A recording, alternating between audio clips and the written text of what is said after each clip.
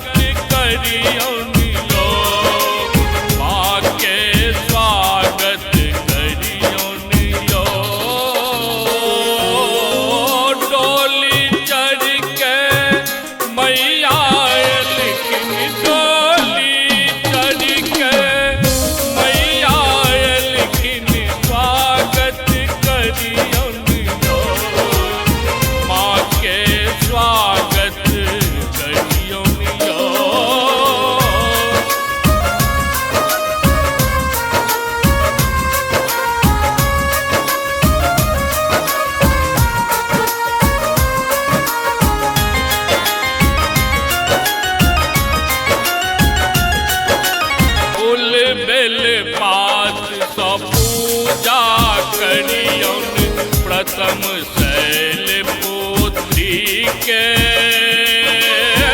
फूल बेल पात सब पूजा करियो। प्रथम शैल पुत्री के दोसर में माँ ब्रह्मचारिणी, दोसर में माँ ब्रह्मचारिणी करियौन सब आरती। माँ के स्वागत करियौन यो, माँ के स्वागत करियौन यो।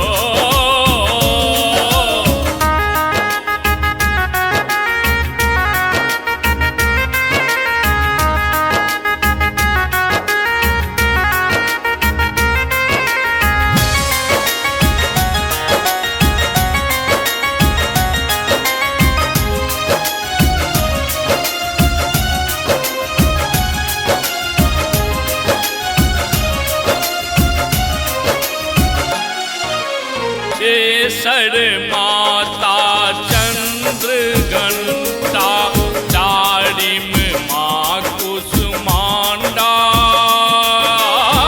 केसर माता चंद्र घंटा, चारिम माँ कुसुमांडा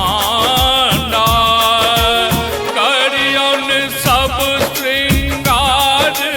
माँ के करियौन सब श्रृंगार। माँ के पंचम स्कंद माता, माँ के स्वागत करियौन यो, माँ के स्वागत करियौन यो।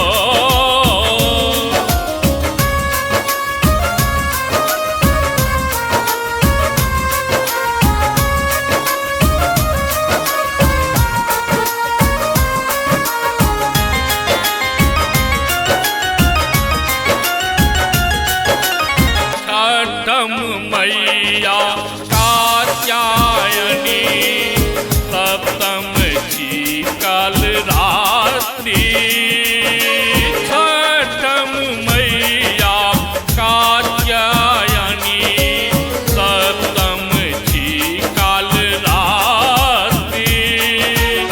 आठम माता महागौर छी, आठम माता महागौर छी।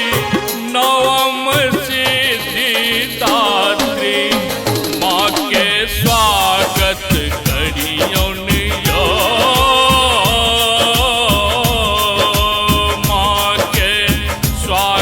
कर